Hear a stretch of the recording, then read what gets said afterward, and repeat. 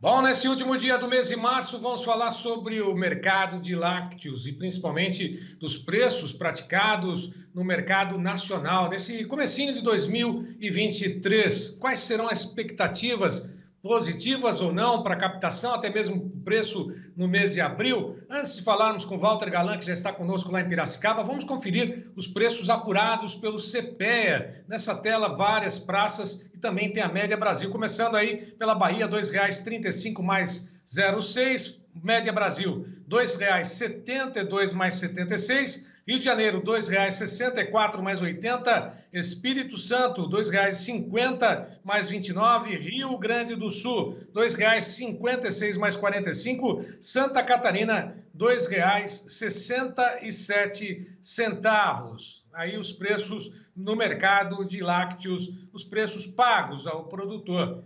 Nós vamos até Piracicaba conversar com o Walter Galan, analista de mercado da Milk Point, que já está conosco. Walter, um prazer falar contigo mais uma vez, tudo bem? Boa tarde, Braga, um grande prazer estar com você, estar com vocês todos aí. Estamos à disposição, muito obrigado, viu?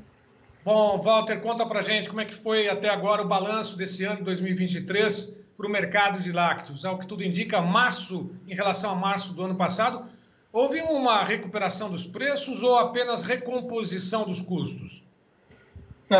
Mais do que recomposição dos custos, uma recuperação de preço. Se a gente pegar o março, né, o leite de fevereiro pago em março, essa média de 2,72 que você mostrou aí, contra o março do ano passado, isso foram 23,4% de aumento, né, de inflação, bastante coisa.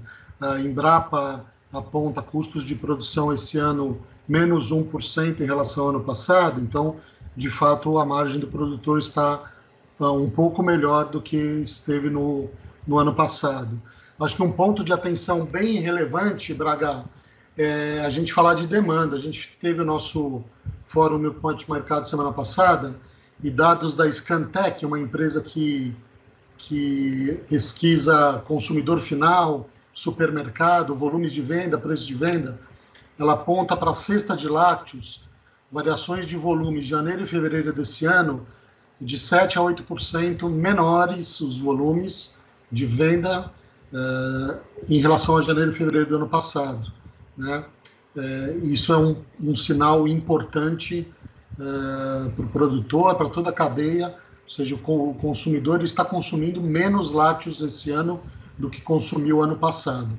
Essa inflação, essa variação de 23%, 24% que a gente mencionou para o leite ao produtor, também está acontecendo no leite lá ao consumidor final, num ambiente econômico pior do que foi o ano passado, né? A economia esse ano está crescendo menos, vai crescer menos, com uma inflação forte em lácteos e um volume de vendas menor. Então, sem ser alarmistas, mas a gente tem que, a gente, produtor, indústria e todos os nossos analistas aí do mercado, perceber isso e prestar muita atenção nessa tendência, porque isso pode colocar em breve um teto aí nas variações de preço, tanto para a indústria quanto para o produtor.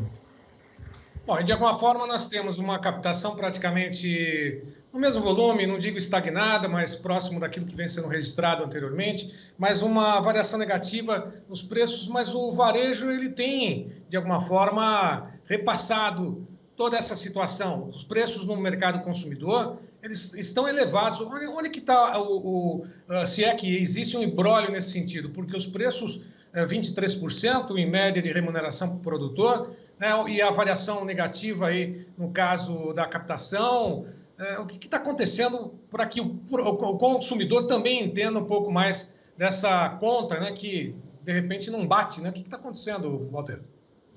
Na verdade, o imbróglio, se é que ele existe, está lá na ponta do consumidor final, né? Um consumidor com menos poder aquisitivo, tendo que pagar mais pelo leite, pelos derivados lácteos que ele consome. O varejo repassou todo o aumento que ele teve a partir da indústria, e isso bateu lá na ponta e está gerando uma redução de consumo, né? Então, como a economia, o consumo de lácteos é muito associado ao crescimento da economia. Se a economia não cresce, o consumo não cresce e até decresce dependendo da inflação dos lácteos. E nós estamos com um nível de inflação nos lácteos lá na ponta, acima da média do mercado, né? Acima da inflação de mercado. Isso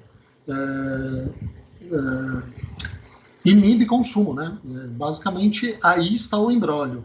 Além disso, Braga, é importante, a produção, você mencionou bem, ela caiu bastante o ano passado, caiu 5% a produção ano passado, em relação ao ano anterior, uma queda muito forte, mas a gente acredita que esse começo de ano a gente está tendo aí uma produção em equilíbrio, ou talvez até começando a se recuperar em relação ao ano passado. Nós temos um pouco mais, talvez, de produção, e temos muito mais importação. Importação, o ano passado, nessa época, estava em 50, 60 milhões de litros equivalente por mês. Esse ano, janeiro e fevereiro, a gente importou 150 milhões. Então, a gente tem muito mais leite importado. Então, veja, mais oferta num ambiente que está demandando menos, com preços altos, está dado o cenário aí para um teto de preços aí muito próximo, eu diria. Bom, e de alguma forma a Câmara Setorial do Leite também tem discutido essa questão das importações, esse aumento, diante de uma queda no consumo, né? O mais interessante é que aumentaram as importações, é lógico que existem algumas questões a serem analisadas com relação às importações dos lácteos, mas o consumo está caindo. Bom, para o produtor que nos acompanha, o que esperar para esse mês de abril? Eu diria que abril ainda segue subindo um pouco o preço, né? O leite de março pago em abril